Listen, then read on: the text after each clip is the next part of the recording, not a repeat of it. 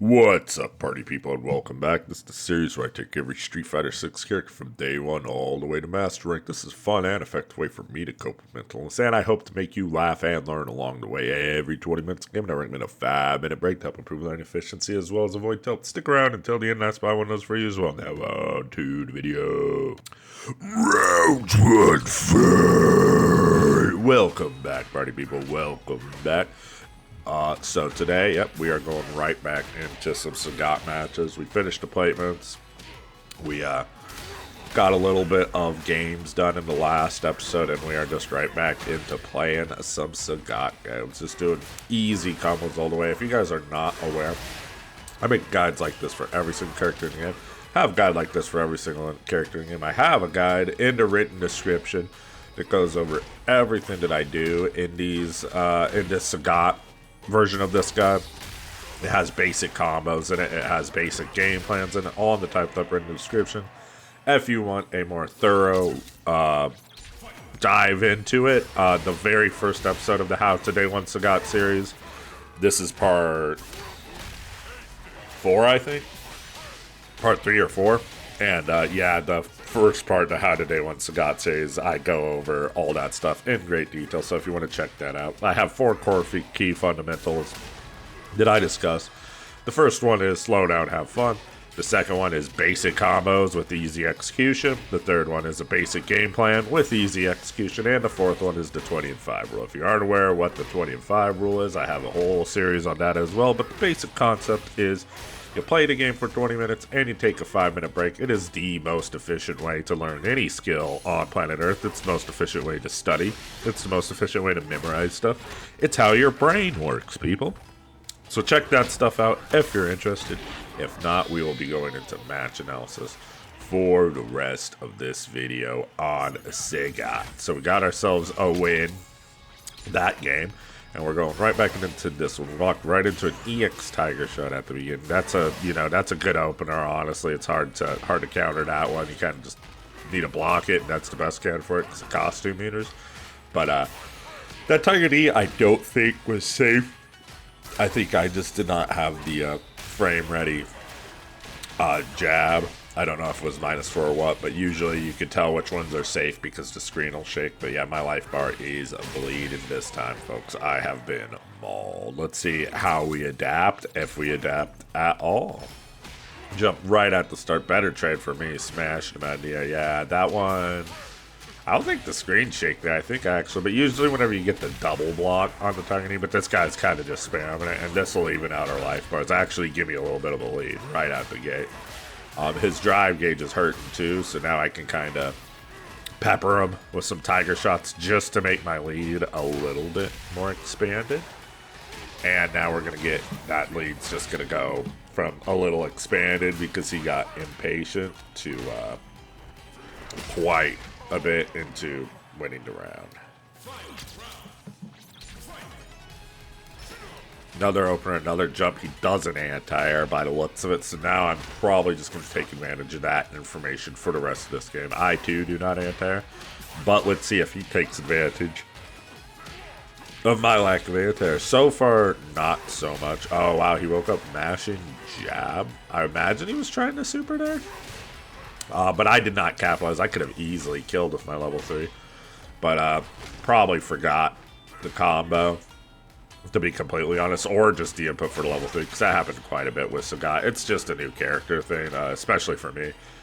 There's a lot of information going in and out of my brain at a lot of times, and it's hard for me to remember everything, just the way things are. But we finish it with the stand medium kick, one of his best buttons, if not his best button. And that's a wrap on that first match. So far so good. We are winning a few, but I do think I placed kind of low in the Diamond 1 category with Sagat. But like I said in the last episode, I don't mind placing low to climb the Master of Sagat because I just wanted to play a lot of Sagat. It was a nice break from just everything else I was doing, all the other responsibilities in the world. I just wanted to play Sagat. I'm a big Sagat fan, so I was looking forward to just playing some Sagat. So getting an opportunity to just play a ton of Sagat for this series, I know it's not going to be the most popular videos in the world. I know a lot of people probably aren't going to watch them, but you know, this channel started, you know, to make videos for myself, and it remains making videos for myself. So if I find it fun and educational, I'm gonna make it, baby.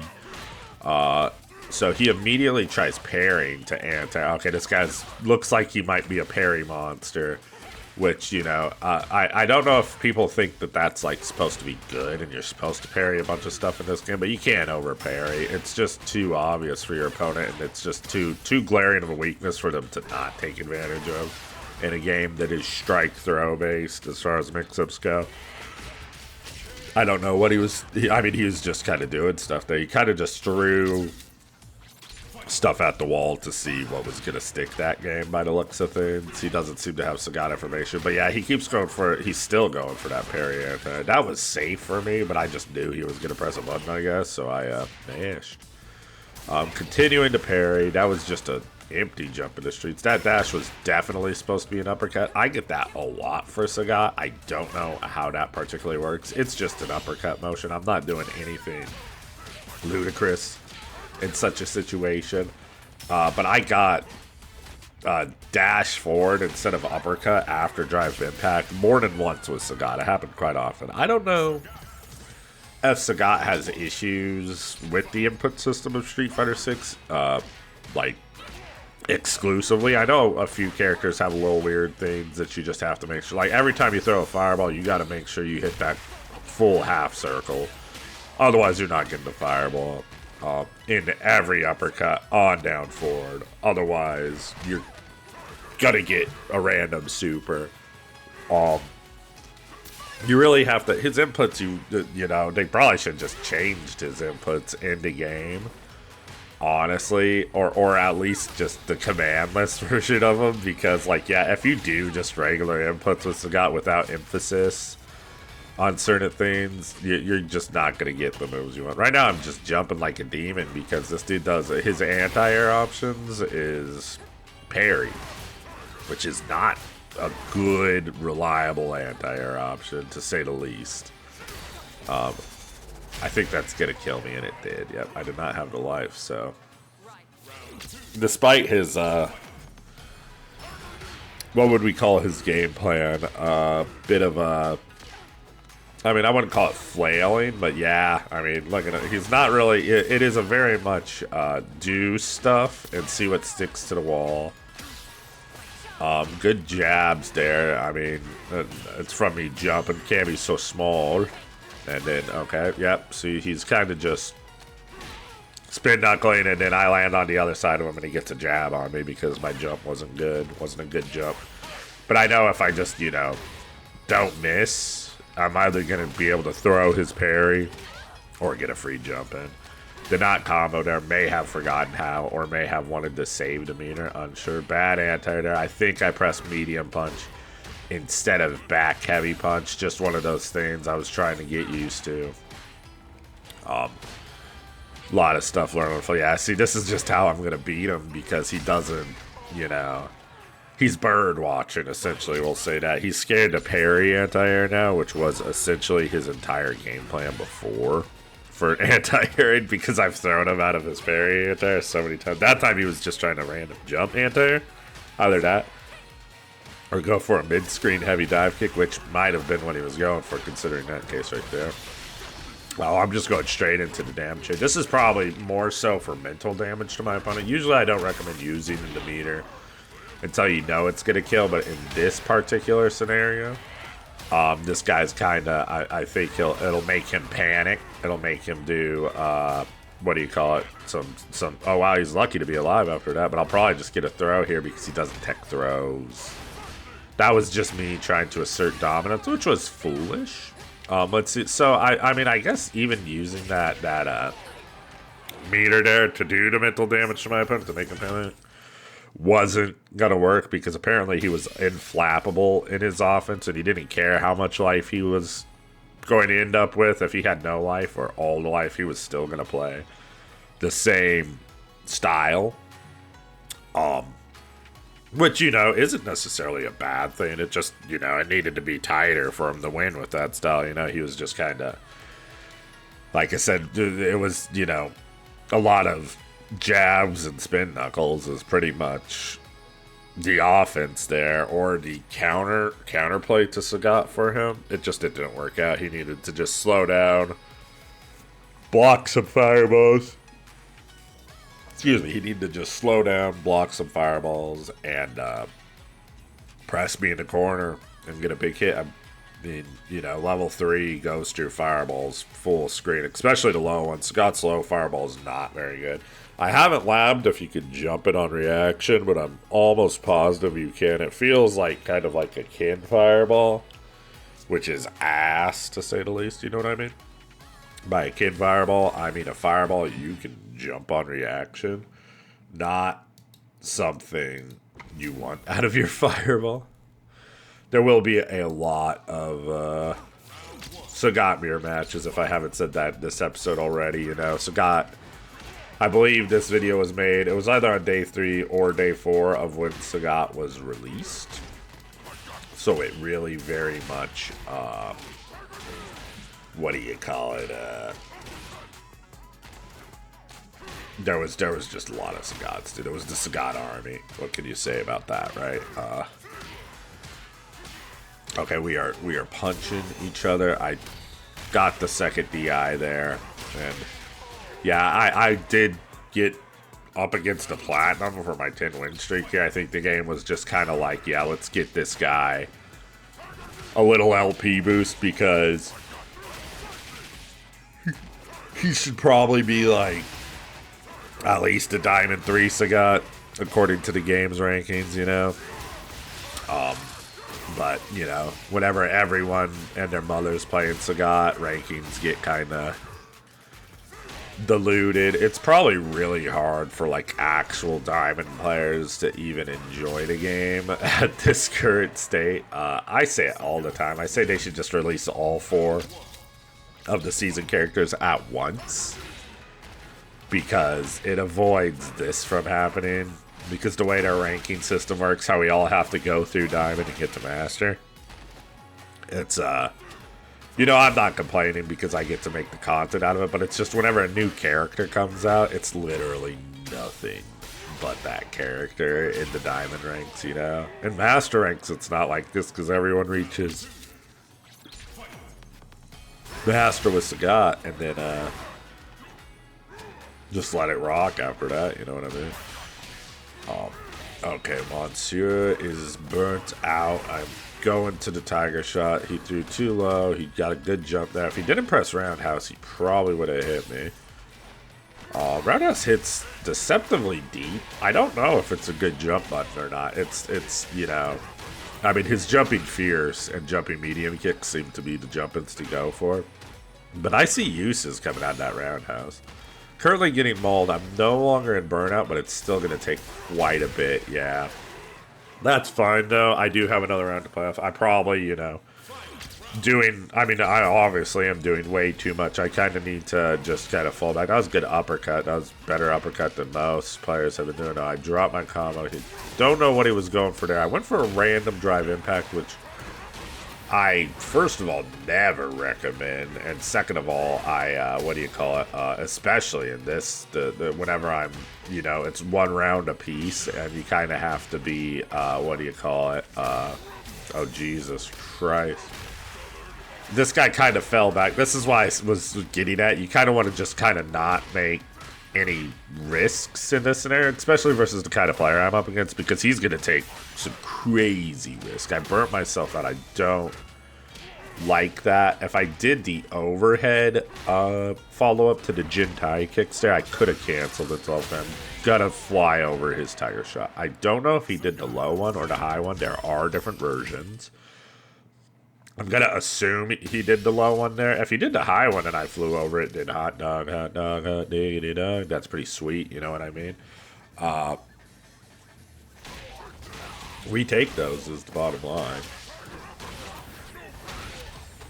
And we got a match relatively quick in that scenario. I doubt that I'm just gonna fly through, you know, win streaks. I was just placed relatively low because I did not do well on my placements.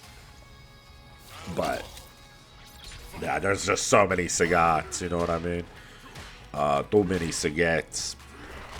to just climb through the win streaks, you know. My Sagat's not very good right now. I'm doing stuff like this, which, you know, right out the gate is, I mean, hindsight's 2020, but in that scenario, you know, the 88 seconds, push him to the corner, and then drive impact's pretty obvious. He was probably ready for that more than anything else.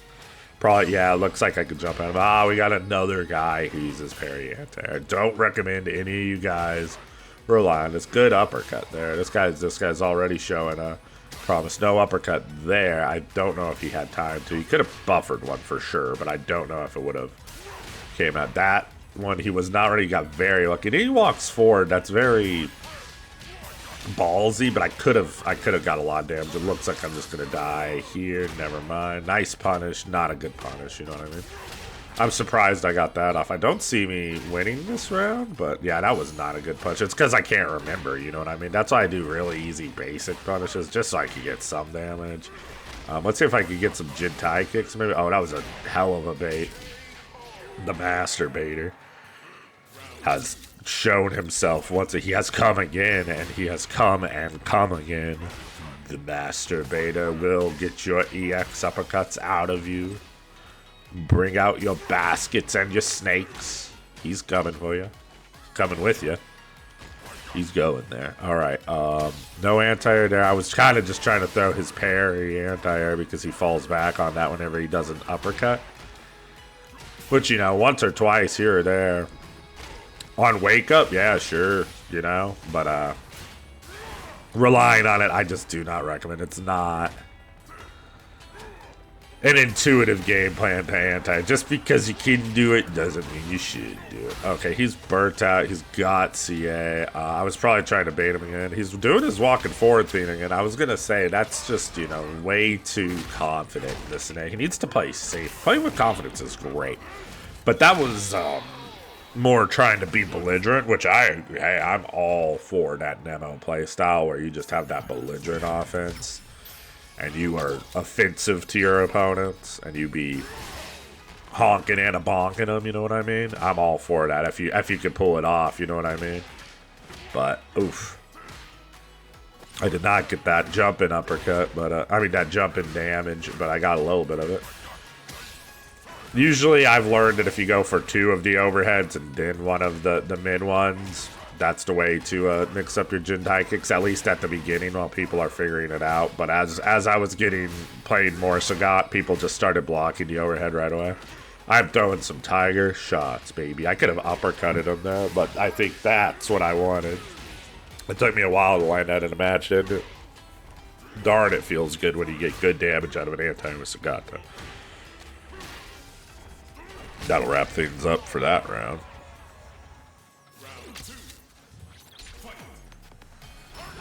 Tiger D.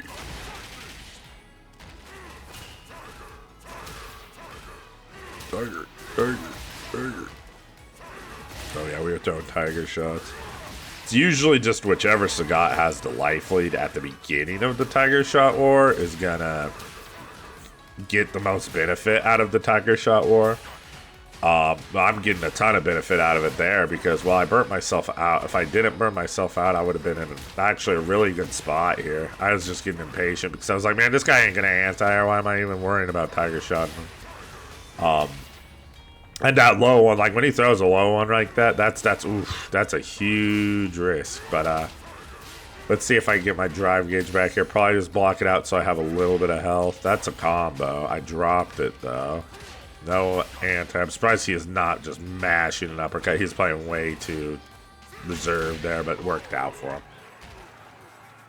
Essentially smarter to just hold back because he had plenty of health to use in that situation. Well, to be fair, if he got hit one time, he dies because it's Street Fighter 6. But still pretty well. He burnt himself out there. That was not a good call. And then he continued to mash. I don't know why he went from that reserved smart style at the end to just immediately burning himself out, and then yeah, throwing a point blank light tight. Yeah, that was particularly obvious. Do I just do something easy here? Nah, I could have killed very simply, but we locked it in anyways. We got the dub. Needed it. Now we're probably where we should have been after placements. I do not just fly through the ranks with win streaks, though, so you guys do not have to worry about that in particular. If it's like, oh, Sagat's over now, we'll still be playing Sagat for a while. But if you guys are unaware, at the end of these videos, I like to explore the culture of the fighters that we are visiting. So in this case, we are visiting Mr. Sagat, Bob Sagat for the cultured. He is from Thailand. He is the Muay Thai. He is the Emperor of Muay Thai. That's how Thai he is. But Muay Thai is just a fighting style, not like like a kingdom or anything. But last time I believe we talked about Thai food, which I am a fan of. I haven't tried everything on that Thai food list. I've tried just like the simple stuff here and there, but I do like Thai food. I do like their flavor palette. Not a big fan of like the tom yum stuff personally. I'm fine with it. It's good, but it's not something that the sour profile that they go for on some things I don't necessarily like crave, you know what I mean? But I can see how some people would. So we're going to talk about just a bit of Thailand's history here and their kingdoms. So Thailand's history is defined by resilience, adaptation, and a deep cultural heritage shaped by its ancient kingdoms.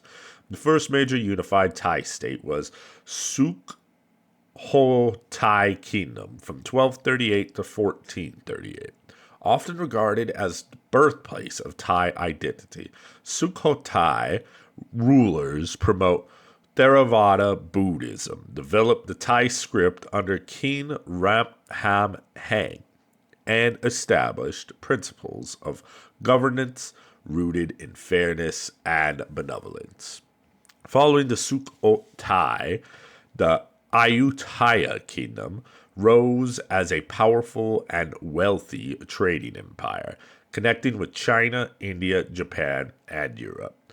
Ayutthaya's cosmopolitan capital boasted magnificent temples and palaces, blending Thai, Khmer, and foreign influences in its architecture and art. The kingdom's military prowess allowed it to dominate the region for over 400 years until it fell to a Burmese invasion in 1767. In the aftermath, the Thonburi Kingdom briefly united the fractured land under King Taksin, who restored stability before being succeeded by King Rama I, founder of the Radan Akosan Kingdom, 1782 to present day. The capital moved to Bangkok, and the Chakriya dynasty, still reigning today, began. Remarkably, Thailand, then known as Siam, was never colonized, maintaining its sovereignty by skillfully negotiating with Western powers in the 19th and early 20th centuries. This independence allowed Thailand to modernize on its own terms while preserving its traditions. Today, its history remains visible in its temples, royal ceremonies, and cultural values, which continue to shape Thai national identity. And that being said, party people, I am the depressed gamer. I need you all to be good to yourselves. Please like, comment, subscribe. I appreciate every single one of you. You guys are each individual wonderful, wonderful people. You are the no-hit baseball. You are the last pitch in the no-hit baseball. You are that special. You are that wonderful to somebody in this world. At least to a caterpillar that you may have not stepped on one day. At the very least. Gotta keep on struggling, people. It's hard out there for all of us, and ain't no getting off this train till we at the end of the line. And I will see you in the next one.